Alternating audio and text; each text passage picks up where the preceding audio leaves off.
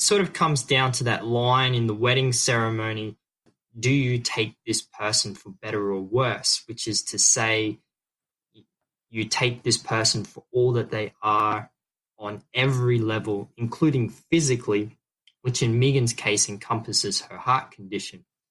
And for Megan and I suppose, feel that for all the trouble that Megan's heart condition has brought to our lives and our relationship, the way we have dealt with everything together as a couple reflects that we're really no different from anyone else, in that we too hope, dream, and struggle and fail, and that we do all of these things for the same reason that everyone else does, for love.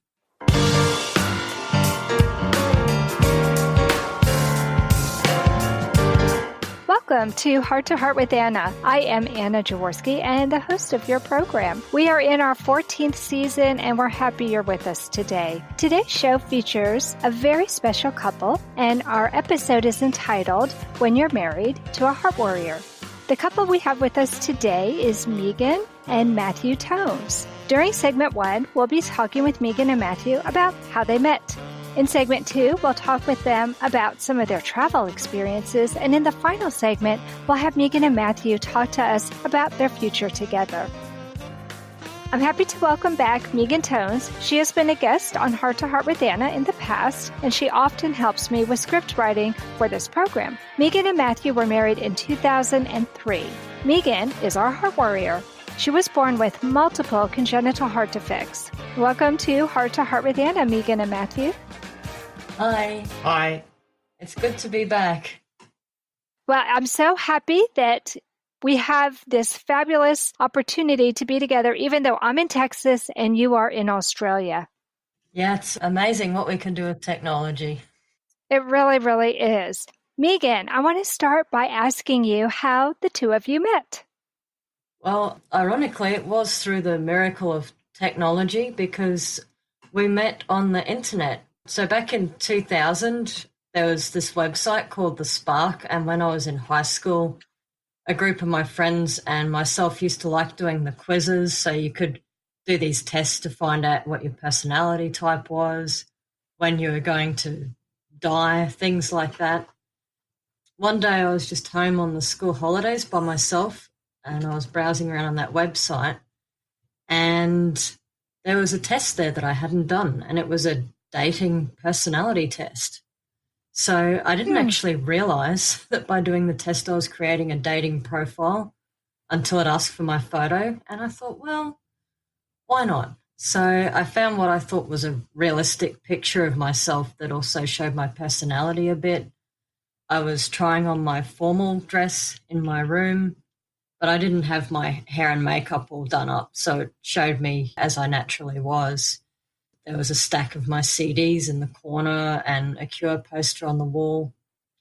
So I actually got quite a lot of responses. They were mainly guys asking for my Cure poster or some of the CDs I had, or, something else altogether. That's interesting. Yeah. There was one guy that I met on there that I actually got along with quite well, and he didn't ask for any of those things, which was a really good start. So we could only really communicate via a chat room back then. So we were using this thing called ICQ, which was called Internet Chat Cure. So you would type something and then you would sit there waiting frantically while the other person would read it and hope that they would respond. But for us, the chat between us flowed pretty easily and we got along really well. And after a month, we decided to meet in person. So originally it wasn't really like a date. Matthew told me that he really wanted to go clothes shopping because he didn't like many of the things that he had apparently. And I also had some music tapes of mine that I wanted to give to him. So I knew my parents would never let me meet some guy off the internet, even if it was just for clothes shopping or trading tapes. So I told some of my friends at the shop where I worked what I was planning to do and took a friend with me on the day, and we agreed to meet just outside the station in town.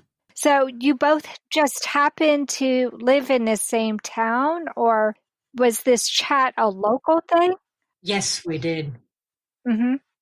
The chat wasn't a local thing, but we lived in Brisbane, which is a very big city, but on opposite sides of town. So it takes about an hour and a half to get from one person's house to the other. So it wasn't really close, but we didn't have to fly or anything like that.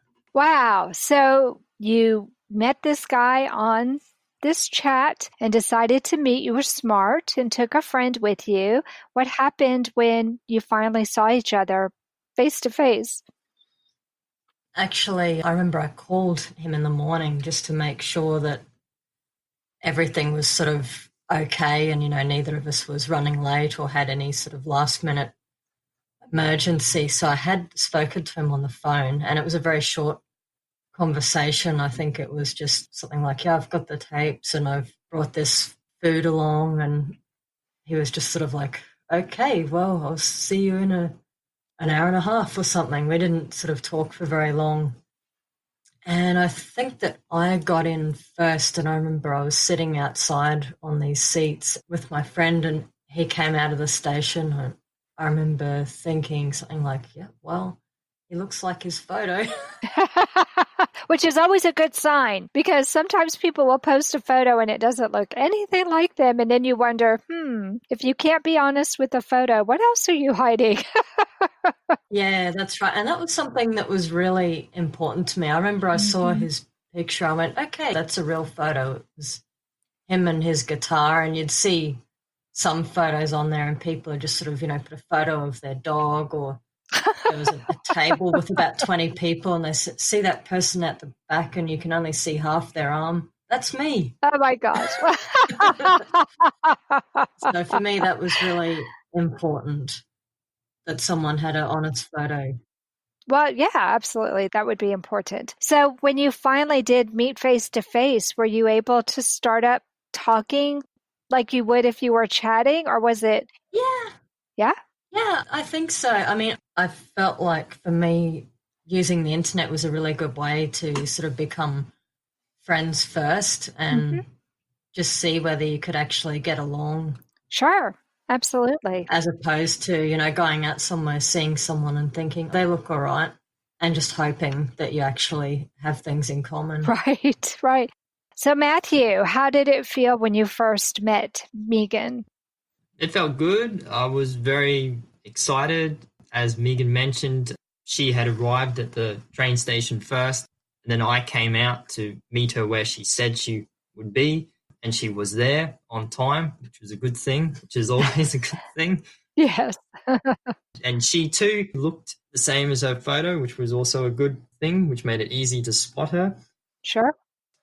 I was really excited to see how we would connect face to face. So once we said hello and she introduced her friend, which I didn't know about until I got there, I thought, oh, okay, that's fine. I wasn't bothered. We hit it off very naturally, just talking about what we were going to do for the day. And we just went from one topic to the other about things we had an interest in and what we had in common and just what we thought of things. And it just flowed so naturally. That's awesome. I didn't have to think about what I was going to say and be so nervous about it. Yeah. It just flowed so naturally that by the end of the day, the only reason we ended up having to go home was because it was the end of the day and we would have liked to have kept talking, etc. But we needed to get back home, and it was a long way to travel back home. And it was like, right. I really like to keep talking, but I really have to go back home. No, it was a great day. So it was a really good start. Well, when did you find out that Megan had a heart defect? Well, the first time that I heard about Megan having a heart condition was actually when we were discussing what we were going to do on that day we met in person for the first time. Since we were going to be walking around for most of the day, looking for clothes to try on or buy, Megan mentioned that sometimes when she got a bit worn out, her heart would race. That is, she'd have an attack of arrhythmia, and that sometimes it wouldn't go away. And she Oh. would have to go to hospital, which is not good. So I said, well, I'll bring plenty of water and we can stop and sit down for a rest as often as you like, whatever works for you. I didn't really ask her too many questions about her heart condition at that stage because I just felt that she was more than mature enough to tell me what she needed to or what she wanted regarding her heart condition and or any subject for that matter, and I trusted and respected that. However, the first time I would actually begin to understand what it meant for Megan to have a heart condition would come a couple of months after I had met her when we were talking on the phone one night, and she complained that she'd had chest pain and she'd been enduring that throughout the day, and it was getting quite bad. And I think her and her parents were of the impression that she'd be fine, it would go away, that type of thing. But from talking to her on the phone and just listening to her, I said, no, you really don't sound good. You need to go to the hospital and get help. This is serious. So I managed to convince her, and then she talked to her parents, and she went to the hospital. And I said I would travel immediately to her house. So it took me about 2 hours to get there. And this was at night, and it was all obviously all unplanned. And when I got there, she was already at the hospital being treated. And when she came back, it wasn't until something like 2 a.m. in the morning. Wow. And when she got, it was late. I stayed awake the whole time, hoping that she would be all right. Wow. And when she got back, she was really tired and worn out, obviously. But at least the pain had been addressed and she was fine.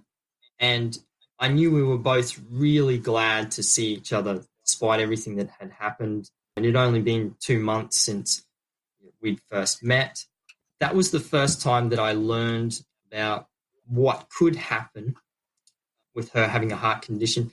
And I think, too, it was the first time that Megan learned, I suppose, how seriously I considered her condition and just how much I cared about her, too.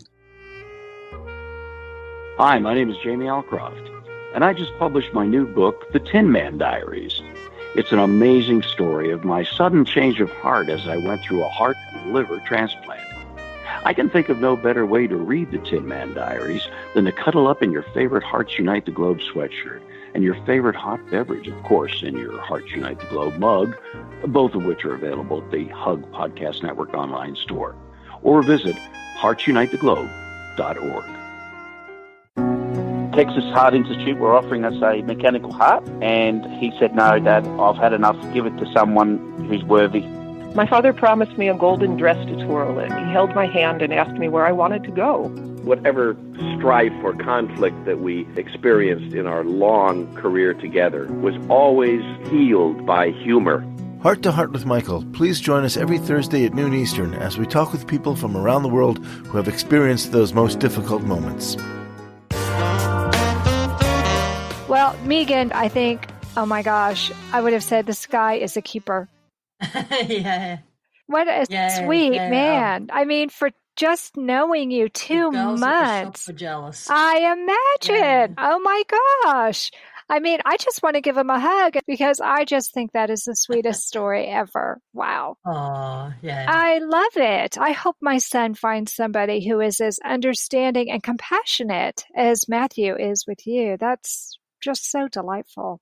Well, now I'd like to know how living with congenital heart defects has affected and or shaped your relationship. It sounds like from the get-go, this was something that Matthew was aware of, and you were actually dealing with issues from early on in your relationship. But now you've been together for how many years? By the end of this year, it will have been 19 years. Yeah. Wow. Yeah, 19 years. Wow. What a great success story. Okay, so tell me how living with congenital heart defects has actually affected and shaped your relationship. Well, like in many relationships, people talk about and or think about things they want to do or they need to do. And Megan and I are no different in that regard. And we do all of those things while at the same time considering Megan's heart condition on top of that. And it's become part of what is normal and what we're comfortable with. I mean, that's really obviously a broad statement because I just feel there are too many things to mention because it's just embedded in everything. Yeah, and also in the beginning, like when I think back 19 years, I didn't really have a very good understanding of my heart condition. Mm-hmm. It's the same kind of story you hear everywhere. I've been told by my cardiologist that I was cured and could live a normal life, but I knew within myself that something wasn't quite right there because normal 18-year-olds do not take digoxin.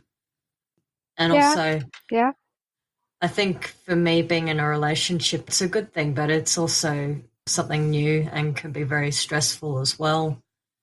And just doing uni and then moving out of home, I felt like all that stuff kind of unmasked my conditions a bit because I had a lot more responsibilities and I was doing a lot more.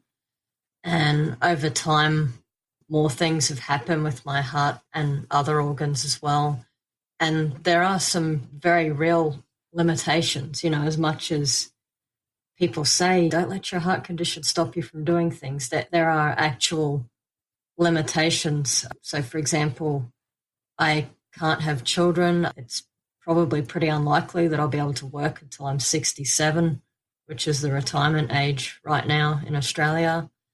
While coming to terms with things like this wasn't easy for either of us, the fact that we had some major life choices taken away has also helped us to see things more realistically and more clearly. And our relationship probably doesn't look anything like many other people our age, but part of that is our personalities as well. We're also probably pretty different to a lot of people.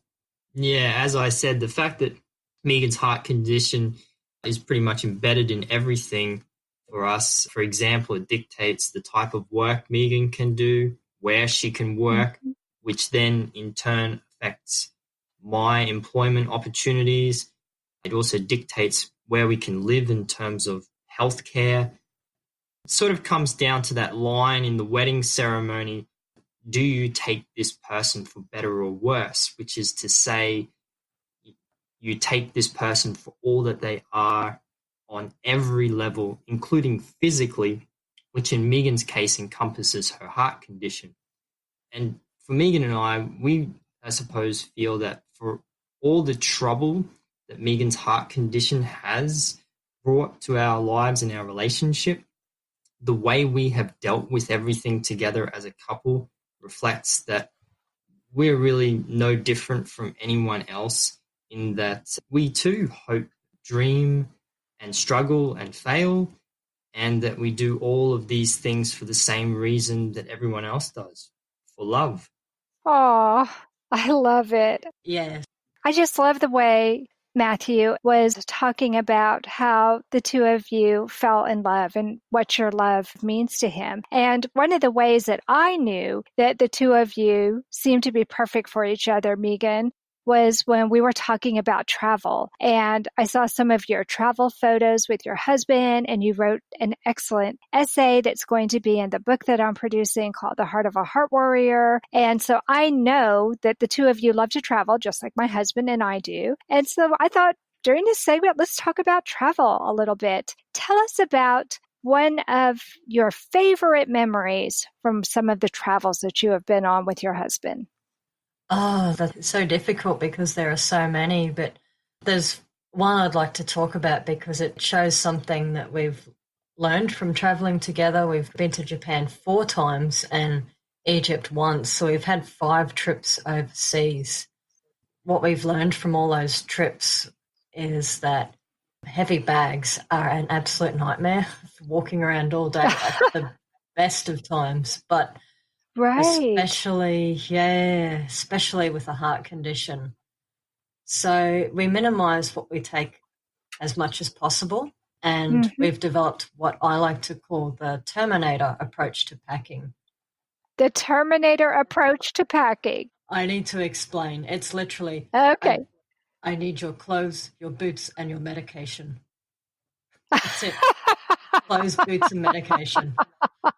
And yeah, because if I can't handle the luggage myself or my share of it, then that will really slow us down. And Matthew will end up having to carry it all, which has happened on a few occasions. So there was one memory I have where we're walking up this mountain and it was just really tough for me. I think I was also a little bit sick. I'd caught a cold and we were moving to new accommodation, which was why we had everything.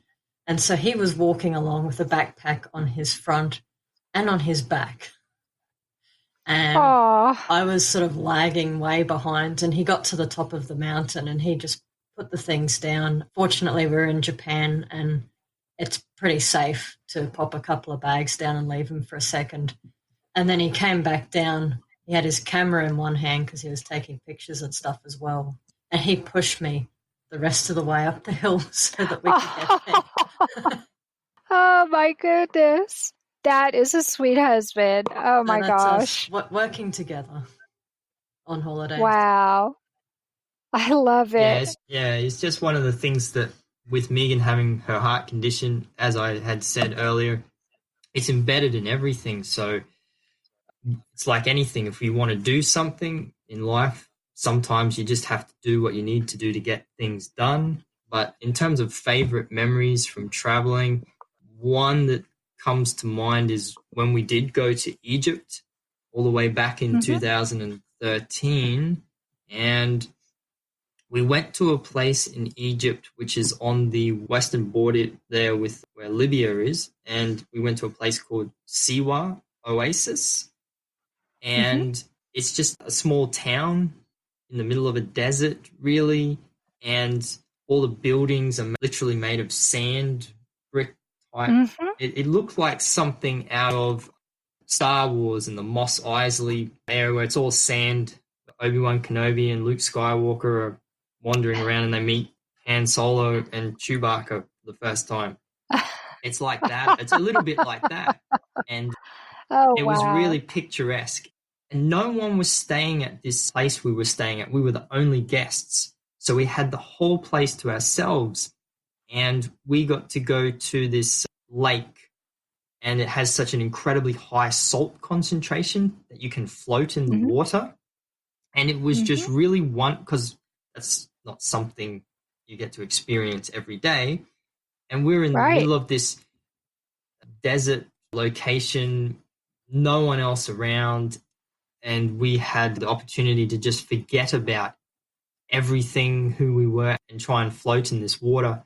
It was just a really magical experience to float on that water, and it's definitely one of my favorite memories of just being free and experimenting and exploring just the environment we were in and not having to think about the heart condition for any period of time or anything for that matter. That's one of my favorite memories.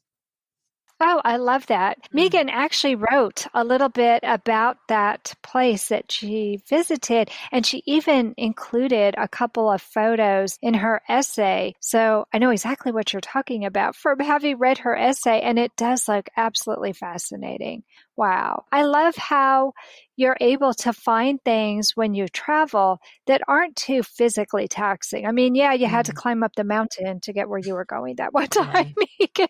Oh, my goodness, that does happen to us. But it doesn't have to be, I mean, obviously there are limits there, but so long as you know sort of what your limits are and you plan, you can have a reasonable idea of what to expect. However, and it does happen to us, it happens to everyone, sometimes you encounter, and we've encountered things where we just knew, okay, we're not going to make it on time because maybe there was a time limitation to catch a train or to be somewhere.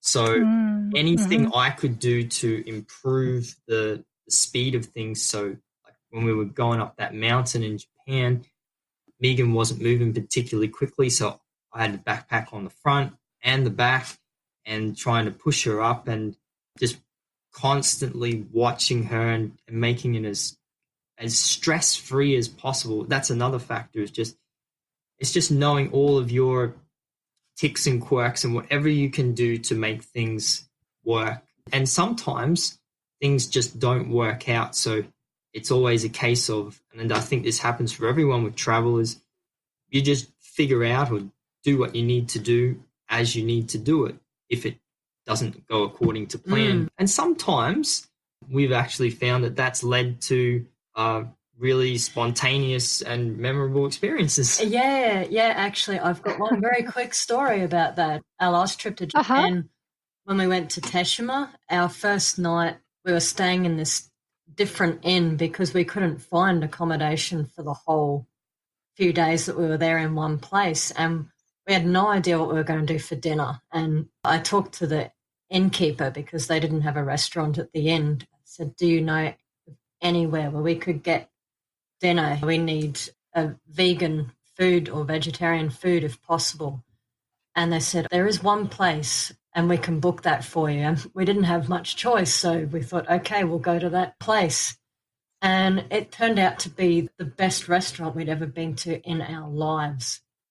I mean, it was a little bit pricey, but food was absolutely magnificent. It was called Uka Cafe. It was a husband and wife team who ran the cafe and inn, and they were just absolutely lovely people. We enjoyed talking to them all night. We met another couple there at the restaurant who were really interesting as well, and the wife had just made all of this beautiful Japanese food but with non-animal ingredients. So she'd made the sushi that had ginger on them instead of fish, for example. She'd made this wonderful ice cream that was based on banana and chocolate, and it was all very fresh, and we've never had anything like it. It was probably one of the best meals we'd eaten in our lives. And that was just a totally unplanned thing. We didn't look it up. We had no idea what we were in for.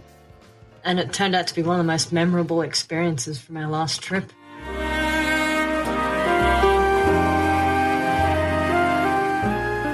Home Tonight Forever by the Baby Blue Sound Collective. I think what I love so much about this CD is that some of the songs were inspired by the patients. Many listeners will understand many of the different songs and what they've been inspired by. Our new album will be available on iTunes, Amazon.com, Spotify. I love the fact that the proceeds from this CD are actually going to help those with congenital heart defects. Enjoy the music. Home Tonight Forever.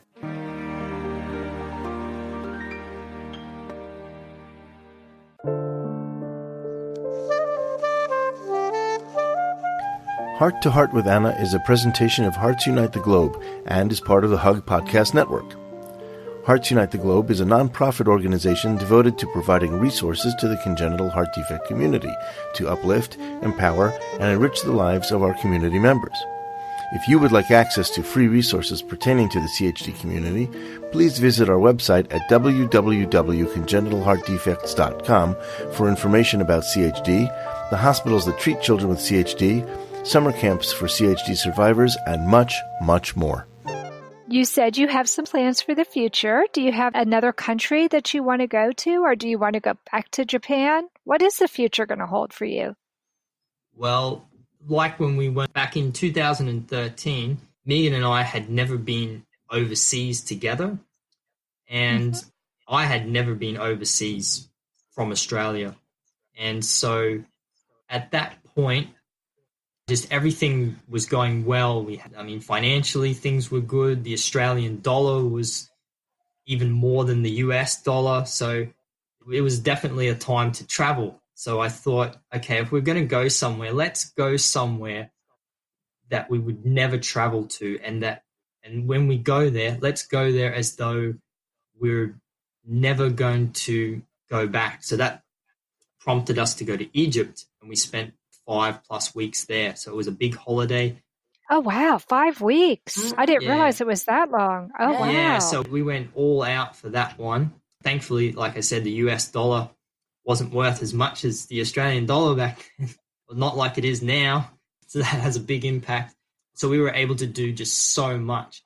So again, with our thoughts in terms of the future, we'd definitely love to go back to Japan. There are many things there we would like to explore and investigate, but maybe one of the other places we would like to go, because back when Megan and I met, one of the places she mentioned she would love to go to because of the music that we were listening to and that we enjoyed would be to go to and explore Scandinavia, which would be some place that we really would find rather interesting, because there are always, I guess, from a historical perspective, and it's just a very different landscape and all of those types of things. The same as Japan. It's a different landscape. It's a different culture, different history. Yeah. So I think maybe Scandinavia is someplace would like to travel to. But at the moment, we're probably not going to do that for a while, or any maybe overseas trips, because the Australian dollar has not been very healthy of late. Oh, no. That does mess things up. Oh, no. Yeah, I know the euro has taken a hit lately, too. Yeah, that's right. And also, it really is a lot of work to travel. I mean, it's heaps of fun and it's very rewarding, but it takes a lot of planning for us. And one place that I would like to go, I worked on a project a few years ago in the Pacific Islands, and it was so beautiful. So I'd like to take Matthew sometime to see Fiji or Vanuatu. Ah, that sounds lovely. Even though I was working, it was just something about the place was so relaxing. Oh, yeah. That's what you hear. I mean, I haven't been there either, and I would love to go someday. That sounds fascinating. Yeah, it's beautiful. I mean, the skies, the beaches, and I don't know, my impression when I got there, it was kind of like stepping back in time. I almost felt a bit like I was on the set of an 80s movie, and it was just really cool. I loved it. Yeah. And it's nice that you went there and the first thing you thought was, I have to bring Matthew back here. Yeah. I thought he'd really enjoy it. And so we're just sort of working away, saving our money. We've always been good savers ever since we were little kids, both of us. So I think that's another thing that's gone in our favor. Yes, definitely. Because when couples have money problems, that can cause so many other problems. So that sounds good. Well, this has been so much fun. I cannot believe we're out of time already. I could talk to you all for hours. Yeah, I know. Well, it has been so much fun talking with you. Thank you so much for coming on the show, Megan and Matthew. You're welcome. Yes, you're welcome. Yeah, it's been really good. It's turned out well, I think. Yes, I think this was a really, really interesting show. Friends, if you've enjoyed this episode of Heart to Heart with Anna, please consider becoming a patron of our program. For the cost of a pizza, you could be a patron for an entire year. We have all kinds of benefits for those of you who would like to support our program. Just head on over to Patreon. That's www.patreon.com/heart to heart, and you can learn more about joining our team. That concludes this episode of Heart to Heart with Anna. Thanks for listening today, and remember, my friends, you are not alone. Thank you again for joining us this week. We hope you have been inspired and empowered to become an advocate for the congenital heart defect community. Heart to Heart with Anna, with your host Anna Jaworski, can be heard every Tuesday at 12 noon Eastern Time.